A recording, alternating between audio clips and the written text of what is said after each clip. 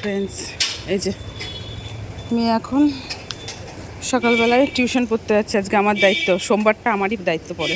Good morning বলো। Good morning. কিন্তু এখন টোটো রিক্সা কোথায় পাবো? এমনিতে দেরি হয়ে গেছে।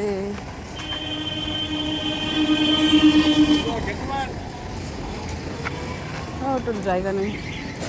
টোটো রিক্সা কোথায়?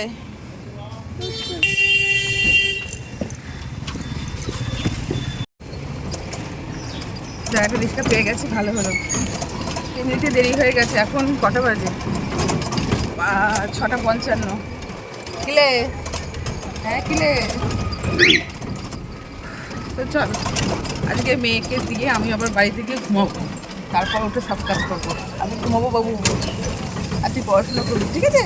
হ্যাঁ চলো, এসে কথা বলবো। Bye bye. এই মুখ ঘুরি বল।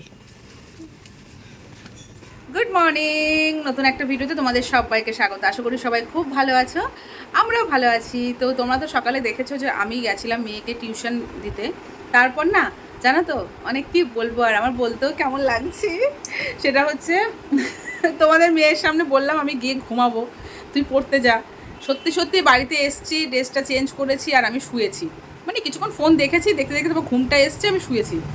তারপর আমার হাজব্যান্ড উঠেছে 8:30টার সময়, উঠে মেয়েকে আনতে গেছে। মেয়ে এসছে, মেয়ে এসে আমাকে ডেকেছে, সেটা আমি টের পেয়েছি। মানে কতটা গভীর ঘুমে চলে গেছিলাম ভাবে। এর জন্য আমি কী বলতো, সেকেন্ডবার ঘুমাতে চাই না। সেকেন্ডবার ঘুমালেই আমার এরকম হয়। তো মেয়ে আসলো, মেয়ে আমাকে ডাকলো, আমি ঠিক আছে বাবু ঘুমাবি তো ঘুমা। ওর বাবা বললো বাবু ঘুমাতে হবে না, চলে আয় স্নান করবি। এটাও আমি শুনছি, কিন্তু আমি উঠিনি। তারপর আরও বেশি গভীর ঘুম ধরে গেছে। তখন বাজে হচ্ছে কটা বাজে বাবা? 9:10-15 না? তখন আমার মেয়ে দেখি কি আয়নার সামনে মাথা আসটাচ্ছে। আমি বলছি বাবু স্নান হয়ে গেছে? বললো হ্যাঁ। আমি মেয়েকে বললাম কি বাবু ওর তাহলে যা, শোনা মাখনকে তুলে দে। মাখনকে আজকে আমি তুলিনি, ব্রেকফাস্ট দিইনি। বলছি কি আমার পুজো দেওয়া হয়ে গেছে, বাবার চা খাওয়া হয়ে গেছে। আমি বলছি কী বলিস? আমি বিশ্বাস করি না। আমি যে বারবার ওকে বলছি বাবু জানা জানা জানা, মাখনকে দে, আমি পরে পুজো দিয়ে দেবো। আজকে রান্নার অতটা চাপ নেই, ঠিক আছে, শুধু ভাত হবে। আর মেয়েকে আসার সময় আমি একটু নিম পাতা নিয়ে এসেছিলাম, নিম বেগুন করবো আর ভাত করবো। কালকের মাংস তরকারি সব আছে। কালকে রাতে আর আমরা খাইনি, জানো তো, পিয়াদের বাড়িতে গেছিলাম। আর তোমার সাথে শেয়ার করা হয়নি, পিয়াদের বাড়িতে গেছিলাম। পিয়াদের বাড়িতে গিয়ে তোমার হয়েছে কি, রোল খেয়েছিলাম। মেয়েও গোটা একটা রোল খেয়েছে, যেটা খেতে পারিনি, জোর জবরদস্তি খাওয়া হয়েছিল। বাড়িতে এসে আর ভাত খাইনি, যে কটা ভাত ছিল আমার হাজব্যান্ড খেয়েছে। তো সেই সমস্ত কিছু ধরা আছে, সেগুলোই আজকে গরম করে খাবো। তারপর সত্যি সত্যিই দেখি মেয়ের পুজো দেওয়া হয়ে গেছে, হাজব্যান্ড চা খেয়েছে। আমি বলছি বাবারে বাবা, আমি কী ঘুমিয়েছিলাম। তো যাক, ওদিক থেকে নিশ্চিন্ত হয়ে গেলাম, পুজো টুজো দেওয়া হয়ে গেছে। এখন বিছানা গোছাবো। মেয়ের খিদে পেয়েছিলো, মেয়েকে একটু ম্যাগি করে দিলাম, তো ম্যাগিটা খেলো। এখন টিভি দেখছিলাম, এখন বিছানাটা গোছাবো। যা বাবা যা, শোনাই পাপুই পাপুই পাপুই পাপুই। তবে ঘর মোছা হয়নি আজকে, ঠাকুর ঘরটা ওর বাবা মুছে দিয়েছিল মা।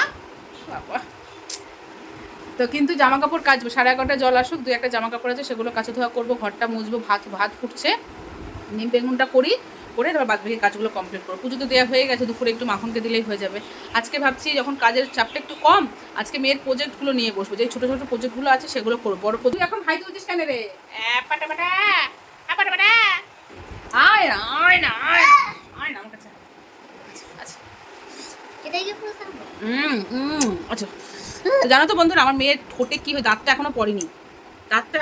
দেখি বাবা, পুরো একটুখানি লেগে আছে। দেখি দেখি দেখি দেখি দেখি দেখি দেখি দেখা আমাকে,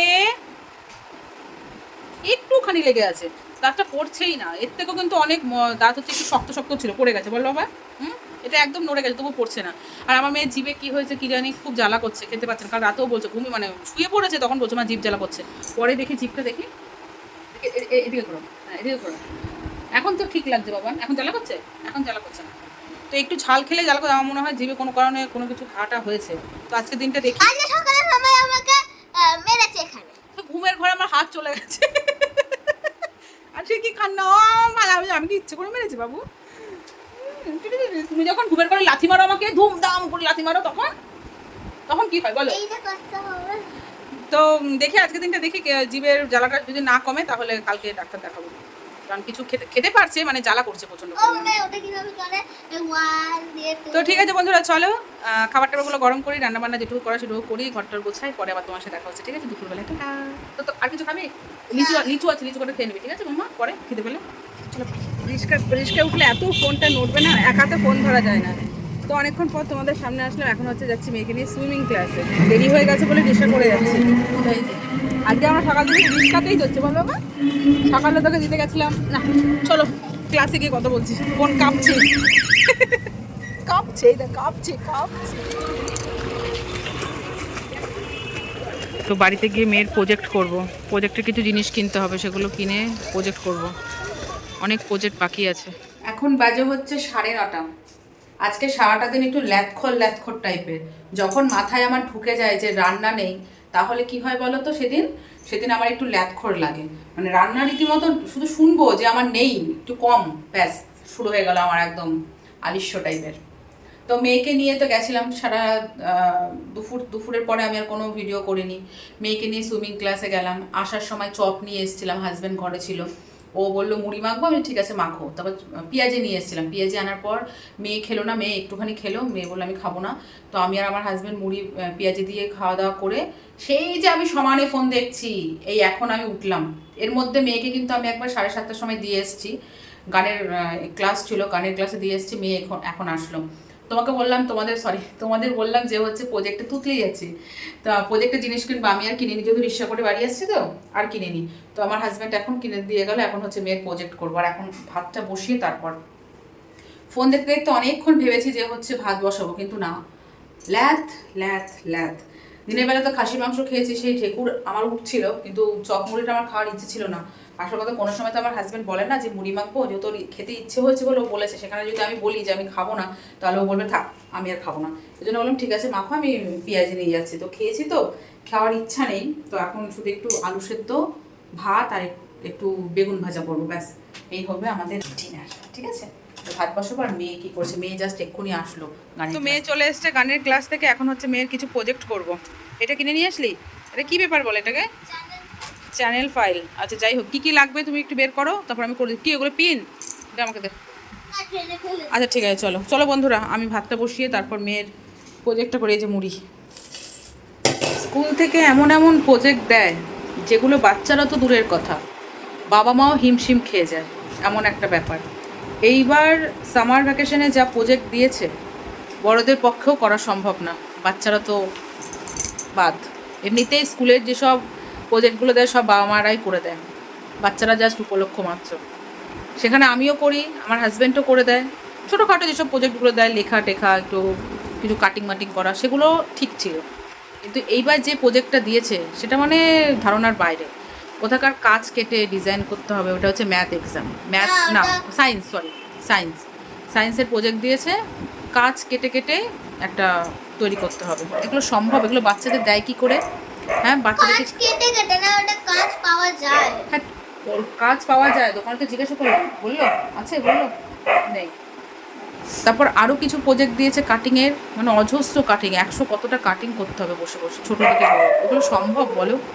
তারপর কি করেছে আমার হাজব্যান্ড হচ্ছে, আমি অনেক জায়গায় খোঁজ নিয়েছি প্রজেক্ট যারা তৈরি করে, তো সেরকম পাইনি খুঁজে।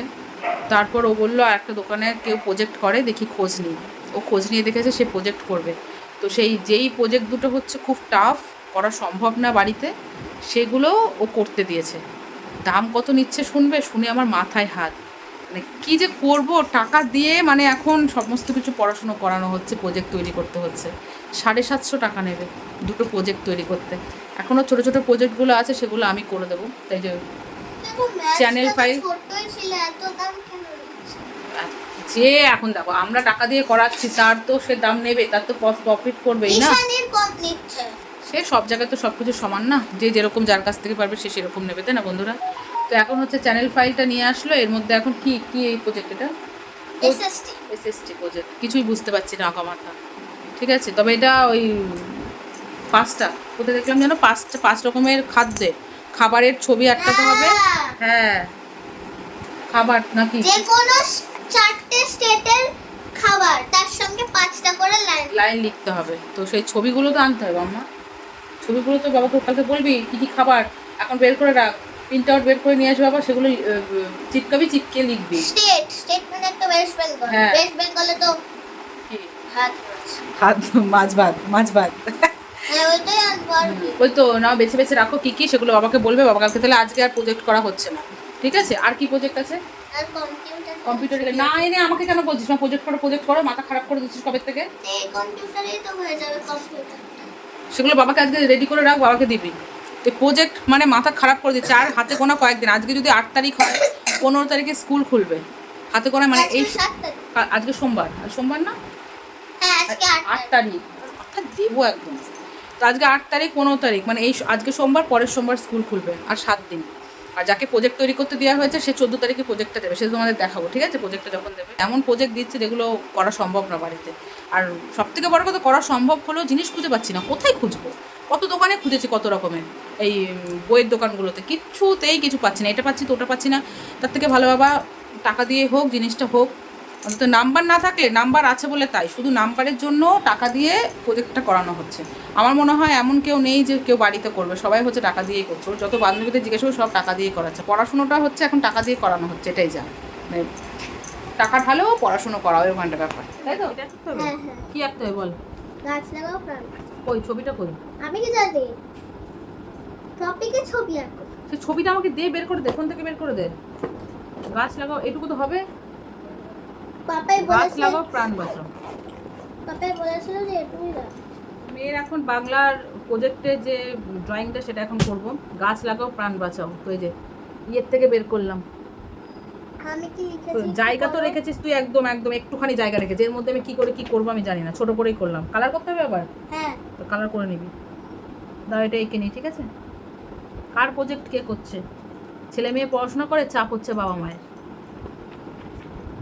ওদের কোনো চাপ নেই। তো এই দেখো বন্ধুরা, এইটুকু ছবির জন্য এতদিন অপেক্ষা করছিল, কি ছবি আঁকবে। ও এটা দেখা যাচ্ছে। ঠিক আছে, ওটা কোনো ব্যাপার না, দেখা যাচ্ছে।